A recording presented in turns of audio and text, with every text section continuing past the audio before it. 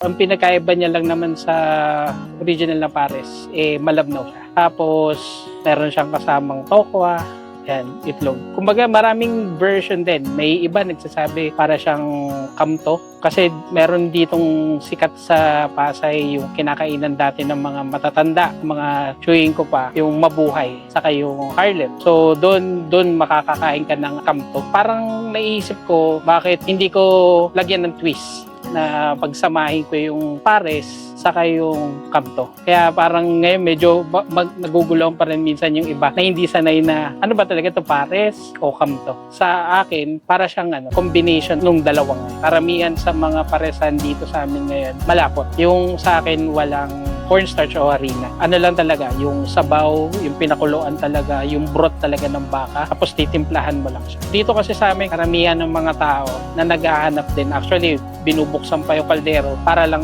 makita kung malabnaw ba o malapot yung sabaw. Kasi karamihan, malabnaw yung hinahanap.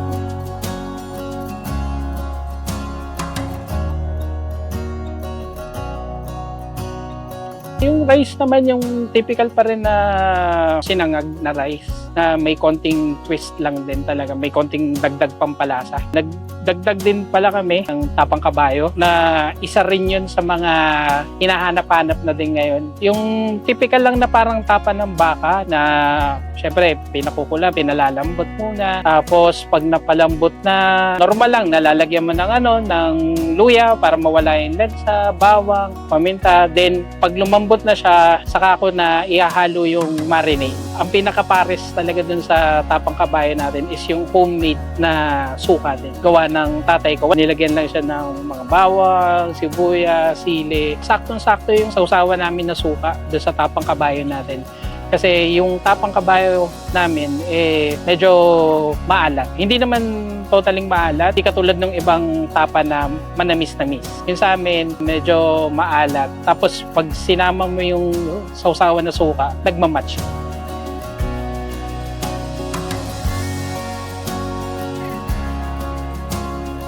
Meron tayo yung regular lang na laman. May choice ka ng baka at lechong kawali. Meron din tayo yung pinaka madalas ma-order, which is yung kompleto. Meron siyang laman, taba, tokwa, itlog. Kasama na rin yung kanin. 85 pesos siya. Tapos dahil nagdagdag kami ng lechong kawali, so naisipan ko dahil sa dinagdagan ko ng lechong kawali na yung baka, tapos may taba pa, ano kayang magandang ipangalan? Pero naman kaming isang kinakainan dati sa Marikina, halos karamihan nung nasa menu niya, parang pang-ospital. Kaya yung pinangalan ko dun sa bago naming menu is yung high blood, which is may laman ng baka, lechong kawali, taba, tokwa, itlog, saka kanin pa rin for 120 pesos.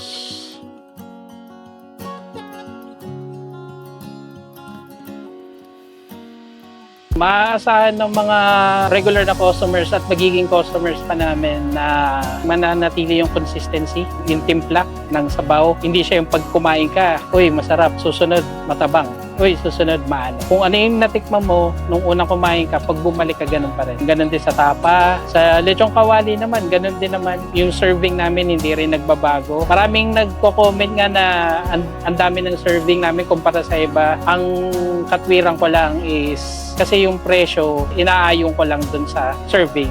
Kasi dadayain ko, magbabawas ako ng serving. Tapos, ang presyo ko is sa 85, 90, 100. So, paano ko tatangkilikin ng mga tao? Siyempre, may iba pwedeng sabihin na medyo mahal pa rin siya. Pero once na matikman naman nila at makita nila yung serving, doon nila sasabihin na sulit naman pala yung 85.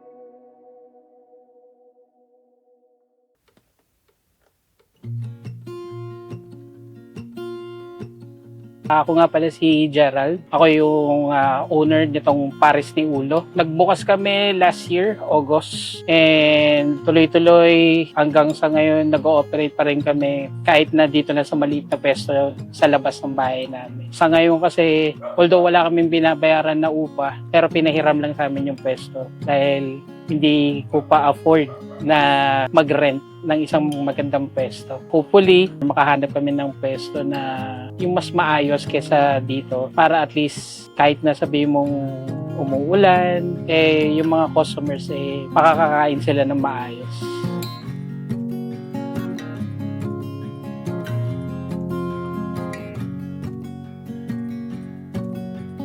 Actually, pares kami ng asawa ko na mahilig kumain ng pares. Meron nga kaming talagang inaabangan kada madaling araw. Dito lang malapit lang sa lugar namin. Pares Wallasty. Parang yun yung naging inspirasyon. Sabi ko, ang sarap nito. Sabi ko, bakit hindi ko kaya itry na gawin din tong Pares Wallasty ng sarili kong version. Kasi nakikita ko, kahit madaling araw, pinipilahan ang daming tao. And nakakatawa nga kasi, bago ako magbukas, nagpaalam muna ako kay Chip. Sabi ko, magbubukas ako ng paresan. Sabi ko, pero iba naman yung oras ko. Kasi syempre, una sa lahat, respeto pa rin. Kumbaga, siya yung pagdating sa paresan dito sa lugar namin, siya yung iniidolo ko. And until now, kahit nga minsan, may paresan na ako, pero minsan pag nagsarado ako, sa kanya pa rin ako kumakain. So, ganun yung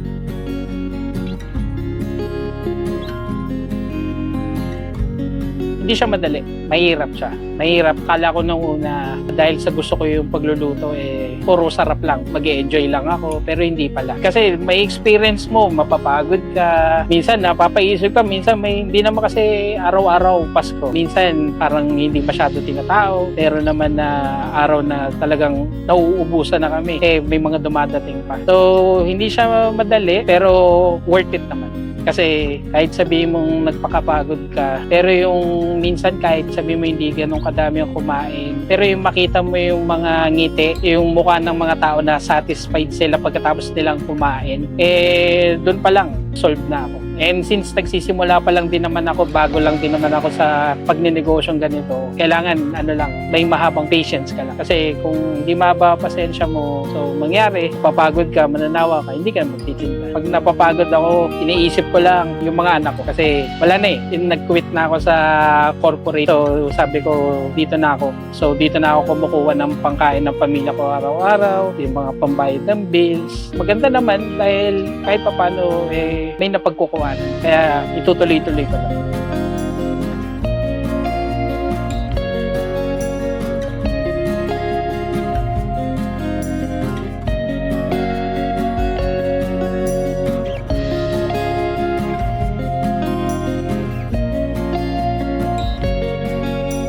Gusto ko nga palang imbitahan kayong lahat sa mga hindi pa nakakatry kumain dito sa Pares ni Ulo na itry nyo yung mga iba't ibang menu namin and for sure magugustuhan nyo sila. So located kami dito sa 518 Protasio Street, Pasay City. Open kami ng Tuesday until Sunday, 2 p.m. until 9 p.m. And maraming salamat po sa mga patuloy na tumatangkilik sa mga regular customers namin. And then dun sa mga bagong customers namin, maaasahan nyo na pananatilihin natin yung masarap na pagkain na sinuserve namin. And magdadagdag pa kami ng mga bagong variety ng pagkain sa mga susunod na buwan.